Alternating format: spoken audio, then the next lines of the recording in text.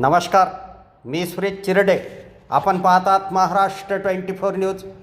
यवतमाळ जिल्हा पोलीस भरती 2024-25 करिता लेखी परीक्षेसाठी पात्र उमेदवारांना सूचना देण्यात आल्या आहेत. उद्या दिनांक 15 मार्च 2026 रोजी Anglo Hindi high school and junior Gondi road Yavatmal, Jawaharlal Darda high school Gondi road Yavatmal, Amolakchand महाविद्यालय गोंदी रोड यवतमाळ दिशादर्शक QR कोड दिला आहे. येथे पोलीस भरतीची लेखी परीक्षा आयोजित करण्यात आली आहे. उमेदवारांनी परीक्षा केंद्रावर 2 तास अगोदर उपस्थित राहण्याचे व सूचनांचे पालन करण्याचे कळविण्यात आले आहे. उमेदवार परीक्षा केंद्रात प्रवेश करताना त्याचेजवळ लेखी परीक्षेचे प्रवेश पत्र असतील तरच उमेदवारांना प्रवेश देण्यात येणार आहे. तसेच प्रवेश पत्रावर असलेल्या फोटोच्या 2 प्रती असणे आवश्यक आहे. उमेदवारांना पेन व पॅड पुरवण्यात येणार आहे.